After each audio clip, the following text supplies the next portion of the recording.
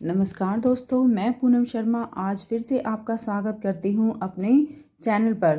आज मैं आपके लिए लेकर आई हूँ श्रावण मास के माहात्म्य का 17वां अध्याय। 17वें अध्याय में श्रावण मास की अष्टमी की देवी पवित्रारोपण, पवित्र निर्माण विधि तथा नवमी विधि का कृत्य है। तो चलिए शुरू करते हैं। सुनाती हूँ मैं आपको। ईश्वर बोले, हे देवेश, अब मैं शुभ पवित्रोरोपण वर्णन करूँगा। सप्तमी तिथि का अधिवासन करके अष्टमी तिथि को पवित्रों को अर्पण करना चाहिए। जो पवित्रक बनवाता है और उसके पुण्य फल को सुनिए। सभी प्रकार के यज्ञ, व्रत और दान करने तथा सभी तीर्थों में स्नान करने का फल मनुष्य को केवल पवित्र धारण करने में प्राप्त होता है, क्योंकि भगवती शिवा सर्वव्यापिनी है। इस व्रत से मनुष्य धनहीन नहीं होता, उसे दुख, पीड़ा तथा व्याधियां नहीं होती, उसे शत्रुओं से होने वाला भय नहीं होता और वह कभी भी ग्रहों से पीड़ित नहीं रहता। इससे छोटे बड़े सभी कार्य सिद्ध होते हैं। हे वत्स, मनुष्यों और राजाओं के विशेष करके स्त्रियों के पति के लिए श्रेष्ठ कोई अन्य व्रत नहीं है। हे तात, सौभाग्य प्रदान करने वाले इस व्रत को मैंने आपसे प्रति स्नेह के कारण बताया है। हे ब्रह्मपुत्र, श्रावण मास के शुक्ल पक्ष की सप्तमी को अधिवासन करके देवी के प्रति उत्तम भक्ति से संपन्न वह मनुष्य सभी सामग्रियों से युक्त होकर सभी पूजा द्रव्यों, गंध, पुष्प, फल आदि अनेक प्रकार के नैवेद्य तथा वस्त्राभरण आदि संपादित करके उनकी शुद्धि करे। इसके बाद पंचगव्य का प्रशासन करें, रू से दिबली प्रदान करें तथा अधिवासन करें। इसके बाद सद वस्त्रों तथा पत्रों से इस पवित्रक को आच्छादित करें।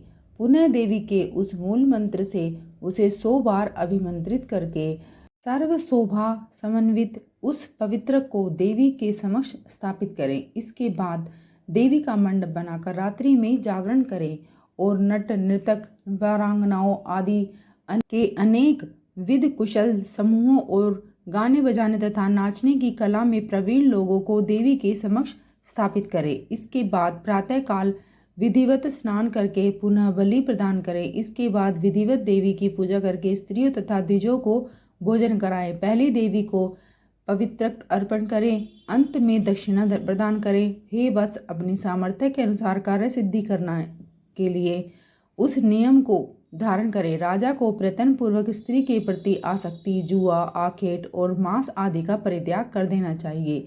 ब्राह्मणों तथा आचार्य को स्वाध्याय का और वैश्यों को खेती का कार्य तथा व्यवसाय नहीं करना चाहिए।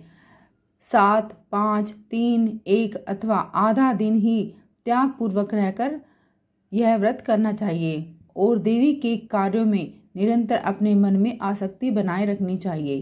हे मुनि सत्तम, जो बुद्धिमान व्यक्ति विधान पूर्वक पवित्रारोपण नहीं करता, उसकी वर्ष भर की पूजा व्यर्थ हो जाती है। अतः मनुष्य को चाहिए कि देवी परायण तथा भक्ति से संपन्न होकर प्रत्येक वर्ष शुभ पवित्रारोपण अवश्य करें। कर्क तथा सिंह राशि में सूर्य के प्रवेश करने पर शुक्ल पक्ष की अष्टमी तिथि की देवी पवित्रक अर्पित करना चाहिए।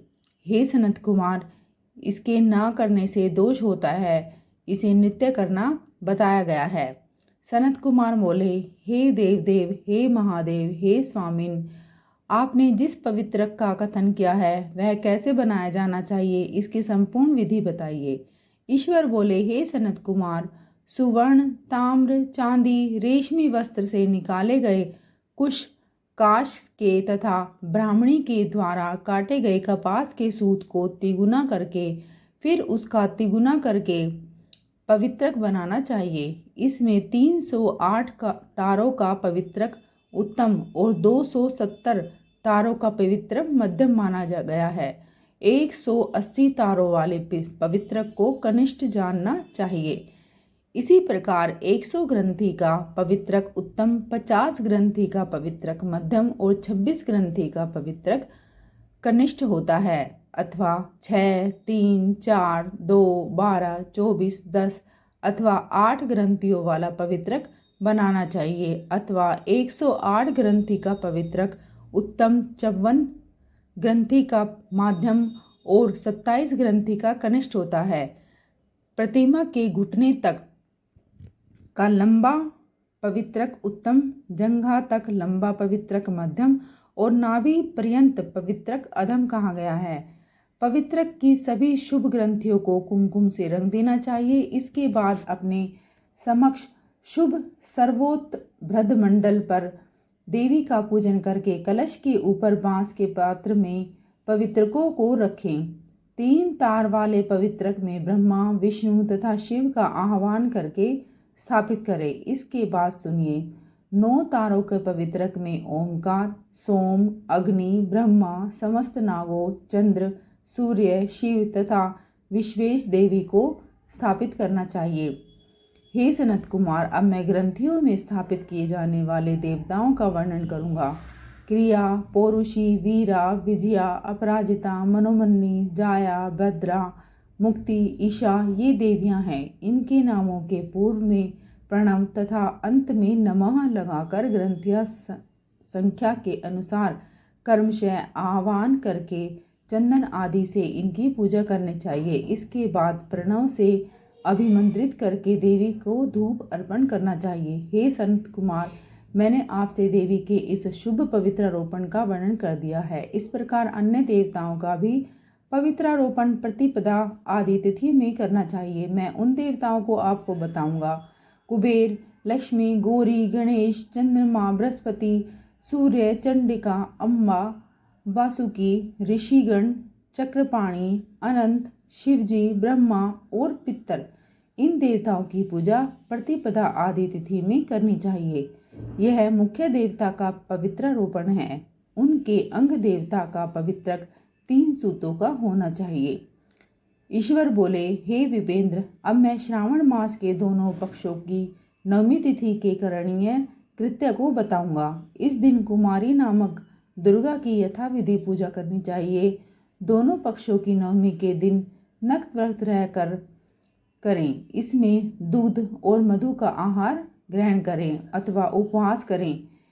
इस दिन कुमारी नामक उन पाप नाशिनी दुर्गा चंडिका की चांदी की मूर्ति बनाकर भक्ति पूर्वक सदा उनका अर्चन करें। गंध, चंदन, कनेर के पुष्पों, दशांग, धूप, मोदकों से उनका पूजन करें। इसके बाद कुमारी कन्या, स्त्रियों और विप्रों को श्रद्धापूर्वक भोजन कराएं। फिर मौन धारण करके स्वयं बिल्वपत्र का आहार ग्रहण करें।